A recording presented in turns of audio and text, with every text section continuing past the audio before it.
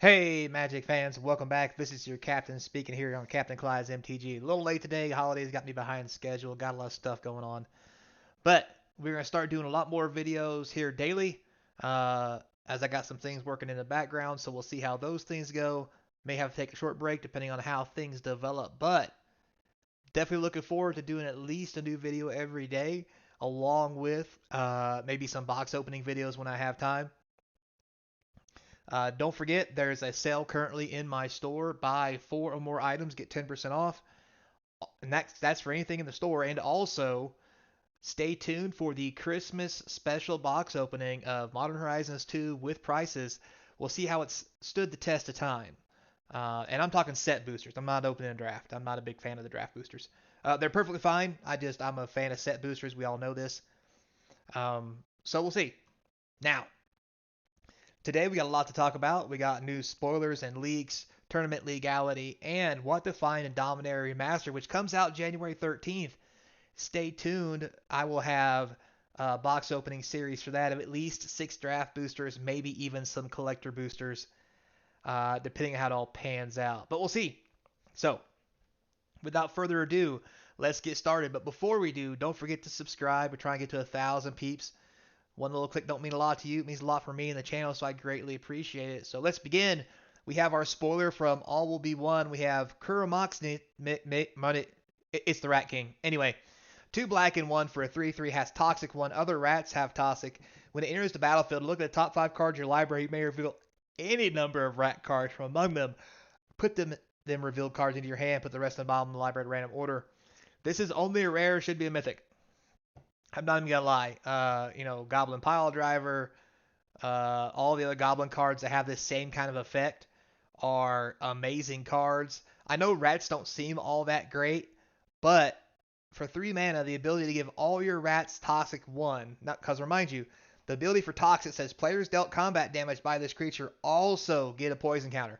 So not only can you kill them with Toxic, which if you get, I think, 10 counters, they die, you also deal combat damage as well. It's like infect on crack. It's not fixed infect, it's just infect on crack. The only downside of this is you only get 1 counter at a time instead of normally you would get however many damage the creature has. So maybe that's why it's not infect, it's called toxic. Maybe that's why it's better. We'll have to wait and see, but I still think this isn't toned down enough for infect decks just in general, or toxic decks, you know what I mean.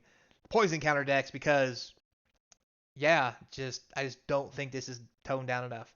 Gonna be a great card, gonna be worth lots of money, I think. I think it's gonna be highly played, have a big impact on standard. Big impact.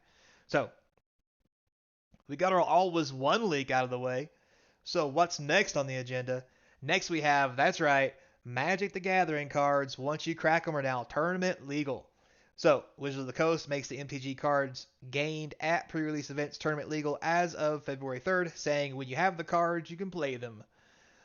Um, which says a lot of things. You know, but let's just read through real quick before I get into my opinionated section. This means that tabletop tournament legality is tied to pre-release. This is from Blake Rasmussen. All will be one cards will be legal for format play starting February 3rd, which is when the pre-release happens. So it's possible this change will encourage more players to attend pre-release in person. Doubt it. Which will benefit local game stores at a time when standard seems to be dying. I like how he says seems to be. Well, if you think it seems to be dying, I hate what would be happening if it was in a bad place. Anyway, I won't go into that rant. The internet is rife with debates about schematics, though. Are pre-releases just regular releases now if the cards are fully playable? Whatever the consensus, it's unlikely that the MTG 2023 release schedule will change in response. I like the idea. As soon as you get them, you can play them. I don't see what the big deal was with there being a 1 week lapse, because if you have a pre-release weekend, people don't play standard on pre-release weekend, so it's half a dozen 160 other guys. I mean, you're really not. We're not doing anything, I think, really groundbreaking here. And I'm sure there's gonna be a lot of arguments left and right. So you guys can put your comments down below if you like. But every time I've gone to a pre-release or I've had one when I played, even when I played, on the tour and played competitively, Pre-release weekend was a time off to play for fun.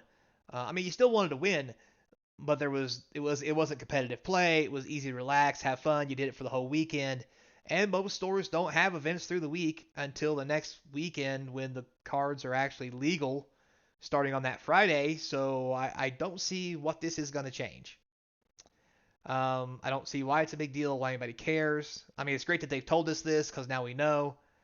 The only thing I have an issue with is what are we gonna do about the cards that they send out as promos? Does that mean that card's legal in play because it's in hand?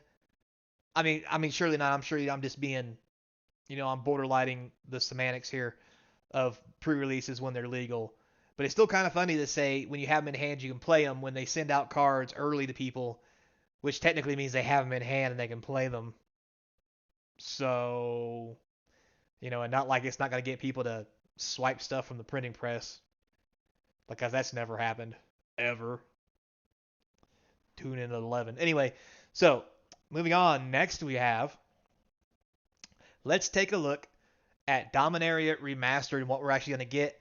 So we can kind of prep ourselves for the release and the box opening videos coming January 13th, or a little bit after, depending on how quick they ship to me, but we'll see.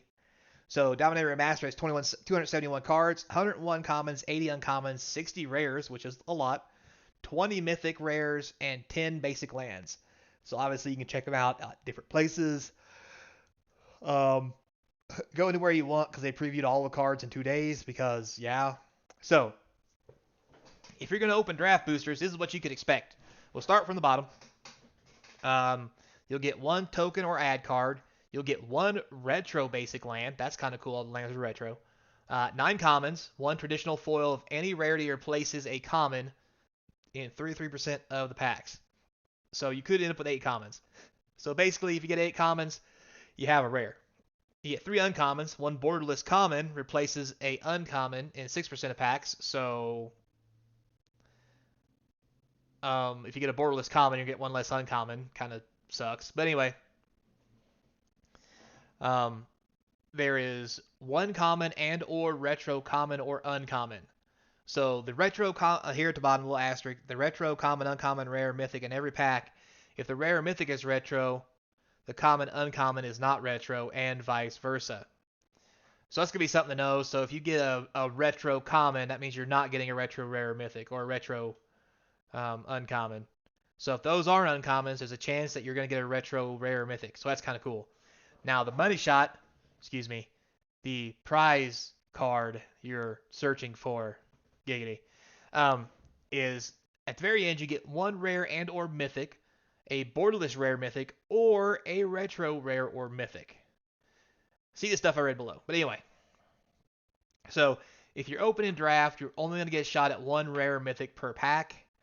I mean, I guess that's fine. I want to say it's not, but is that because we've been conditioned with cards or sets that come out with 2 or 3 rares in one pack? Double masters, the commander sets. Yes, even Dungeons and Dragons, they had 2 rares in a pack. I know they all sucked, but they were 2 regardless. Anyway, point being, so with that conditioning, does that make these remastered packs feel like they're worth less? Well, I don't know. We'll have to wait and see how the box openings go. But I'll be honest with you, the selection of cards that are in here are pretty spicy. So one big hit will be definitely one big hit. So with that said, let's take a look at the big money, which is the collector booster spot. That's right. So in the collector booster spot, start at the bottom, we get a traditional double-sided foil token, traditional foil retro basic land. That's pretty sweet. 5 traditional foil commons, okay. 2 traditional foil uncommons, okay. 1 traditional foil rare or mythic. That's sweet. So you're guaranteed a rare or mythic foil. Nice. 2 non-foil retro or borderless common or uncommons. Okay, so that could be good. 1 traditional foil retro or borderless common or uncommon. Nice. 1 non-foil retro rare or mythic. Okay. 1 non-foil borderless rare or mythic. Nice. And 1 traditional foil retro or borderless rare or mythic. Wow, so there's a chance in here. Well, actually, it's not even a chance. Like, you're guaranteed at least 1, 2, 3, up to 4 rares in a pack. Sometimes they'll be a mythics, sometimes they won't. If you get real lucky, you get 4 mythics in a pack. I doubt that'll happen, but hey, it's apparently can be a thing. We'll go with it. So, I think it's going to make collector boosters very, very nice. I think they're going to be. I think they're selling a little underpriced right now compared to how much draft boxers are selling for. So we'll have to wait and see how that goes. But that's my personal opinion. If this math pulls out to be true, and like I said, I'm gonna have some draft to open. I got a couple collector boosters coming. Hopefully, if I do, I'll try to open a couple so we can kind of get a good. I mean, I can't open a case because nobody is selling that many of these things at a decent price anywhere. So, but we'll see what happens. So, with that said, uh, where can you find retro frame borderless cards? Well, we just kind of told you, right? But your draft boosters will have retro cards, 2 in every pack. Collector boosters, 2 to 6 in every pack. Your borderless cards will have 0 to 3 in every pack. It says 1 in 17% of the pack, so 1 in 3, I guess, for borderless, and 1 in 5 in every pack of collector boosters. So that's where you can find those shenanigans if you didn't like what I told you before in the math. So with that said, guys, thanks a lot for watching. I appreciate it.